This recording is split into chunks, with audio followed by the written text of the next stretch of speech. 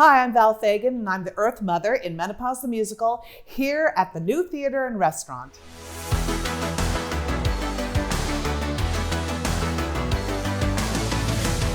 I lived in New York for 23 years, and I'd bring my mom to see shows here. And there was such a life to this theater. Like, people absolutely love coming here, and I love seeing shows. There was so much laughter. So I just say that it was kind of a wake-up call for me, because when I was living in New York doing Addams Family on Broadway, I came back home to see a show on one of my breaks, and I think it was Funny Girl. And I thought, you know, even though I'm doing a show on Broadway, we're missing something that the New Theater has, which is this kind of Midwestern, open-hearted love of just coming together and laughing and watching a show and eating together and drinking together and having a party. And I thought, we need to bring some of this back to New York. And then they had me come out and help a little bit when they did Addams Family. And honestly, I mean, I don't know if you're going to put this on Facebook or not, but there were parts of Addams Family here that were better than the Broadway production, because people had such love and heart and passion. And I think sometimes in the professional world, like on Broadway, you've been doing the show for 2.5 years, you know, and this show had so much life. And that's what we're experiencing with Menopause the Musical. It's a party every night. So it's just fantastic to see people out there having fun and laughing and bringing their husbands sometimes to see the show. And the husbands, we can talk a little bit about that, about the husbands that are sitting with their wives, you know, and how they love Menopause the Musical as much as their wives do, because they're seeing themselves in us on stage too. In fact, there's a moment where I'm trying to read a menu, and it's getting closer and closer, that I pull it away, and then I'm trying to read it again, and I hear the guys in the audience laughing more than their wives, because I thought, I wonder if that's more of a guy thing of not wanting to wear your glasses. And it's just so great that people come to the New Theater just to have fun and experience, you know, a party with their friends. And that's what it feels like. So I've had the best of both worlds, living in New York for 23 years and coming back home and working here a block away from where I grew up. So it's been fantastic.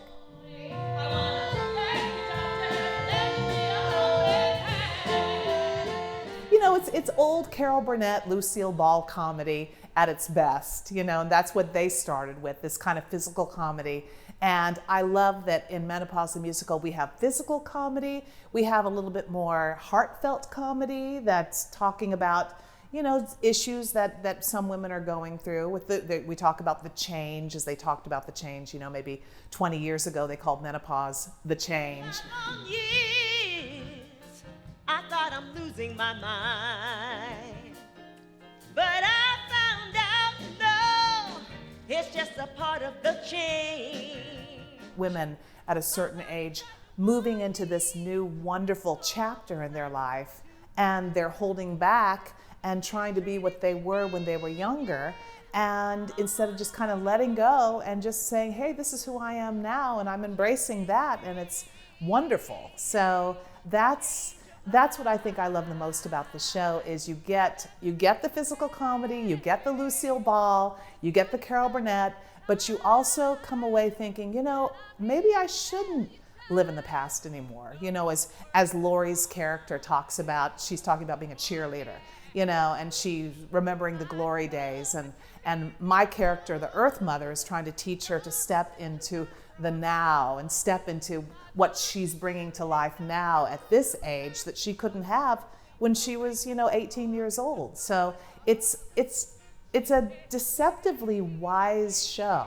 You think with a title like Menopause the Musical that it's just going to be a fun night out, and it is, but there's a lot of wisdom behind this, and you know, and wisdom, of course, sits better when you have comedy behind it, as we all know. So that's I think the surprising thing about Menopause the Musical. So if anybody's out there and they're like, I don't want to see this show, the title is weird, it's surprisingly there's a lot to it. Like, you come away and you have a fun time, but you also come away and you're like, you know something, I'm gonna take down those pictures of me in my glory days of 18, and I'm gonna start putting up some pictures of me now and the things that I'm doing now. So that's the most wonderful thing about this show.